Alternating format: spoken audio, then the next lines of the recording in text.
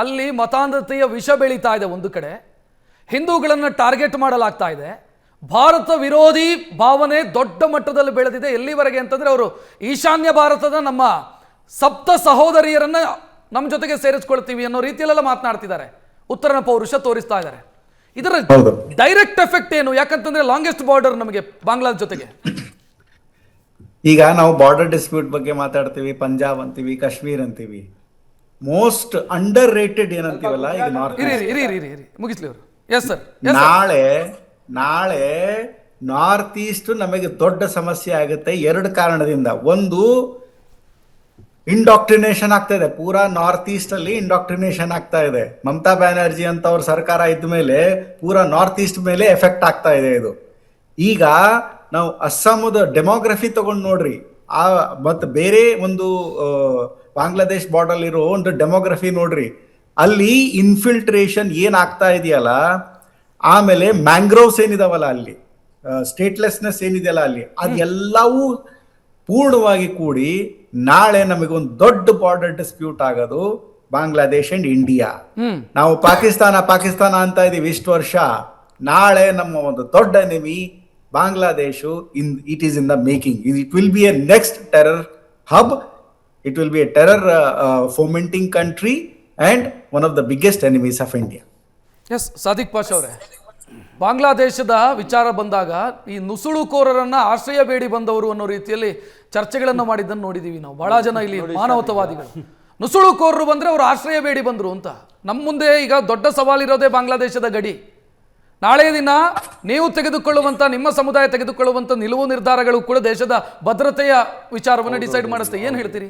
ನೋಡಿ ಸರ್, ಈಗ ಬಾಂಗ್ಲಾದೇಶದಿಂದ ನೋಡಿ ಈ ಕಾಲದೇನಿಲ್ಲ, ಈಗ ಕಮ್ಮಿ ಅಂದ್ರೆ ಒಂದು 30-40 ವರ್ಷದಿಂದ ಬಾಂಗ್ಲಾದೇಶಿ ಒಳಗಡೆ, ಭಾರತ ಒಳಗಡೆ ಬರ್ತಾ ಇದ್ದಾರೆ. ಬಟ್ ಸ್ಟೇಬಲ್ ಗವರ್ಮೆಂಟ್ ಇದ್ದಾಗ ಪ್ರಾಬ್ಲಮ್ ಇಲ್ಲ. ಈಗ ಅಲ್ಲಿ ಸ್ಟೇಬಲ್ ಗವರ್ಮೆಂಟು ಇಲ್ಲ, ಯಾರೂ ಇಲ್ಲ ಅಂತ ಸ್ಥಿತಿ ಇದೆ ಅಲ್ಲಿ. ನೋಡಿ, ತುಂಬ ದೊಡ್ಡ ತಪ್ಪು ಏನಂದ್ರೆ ಮಮತಾ ಬ್ಯಾನರ್ಜಿ ಅವ್ರು ಕರೆಕ್ಟೇ ಹೇಳಿದ್ದು, ಓಟಕ್ಕೋಸ್ಕರ ಇದು ಜಾಸ್ತಿ ಇದು ಮಾಡೋಕ್ಕೋಸ್ಕರ ಯಾರು ಬಂದ್ರೆ ಐಡೆಂಟಿ ಕೊಟ್ಬಿಡೋದು, ಆಧಾರ ಕೊಟ್ಬಿಡೋದು, ಇದೆಲ್ಲ ಮಾಡ್ತಾ ಇದ್ದಾರೆ. ನಮ್ಮ ಭಾರತದ ಸೆಕ್ಯೂರಿಟಿ ಟೈಟ್ ಆಗಬೇಕು. ಈಗ ನೋಡಿ, ನಮಗೆ ಒಂದು ದೊಡ್ಡ ಅಪಾಯ ಬಾಂಗ್ಲಾದೇಶದಿಂದ ಕಲ್ಕತ್ತಾಗಿದೆ ಫಸ್ಟು. ಅಲ್ಲಿ ಸಿಕ್ಕಾಪಟ್ಟೆ ಪ್ರಾಬ್ಲಮ್ ಬರ್ಬೋದು.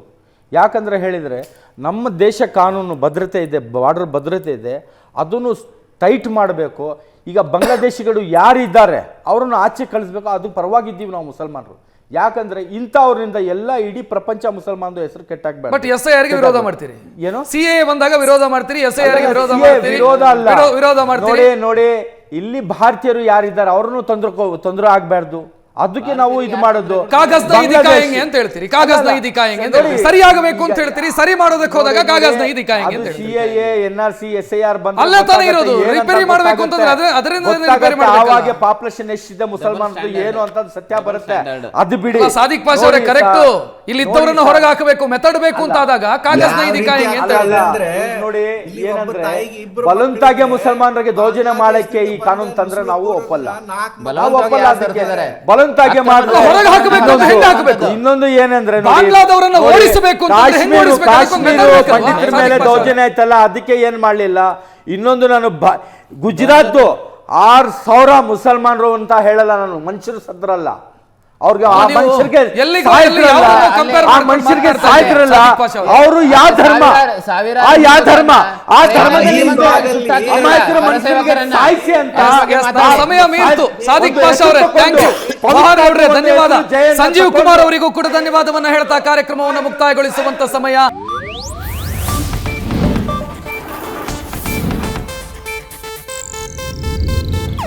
ಇದು ಏಷ್ಯಾನೆಟ್ ನ್ಯೂಸ್ ನೆಟ್ವರ್ಕ್ ಪ್ರಸ್ತುತಿ.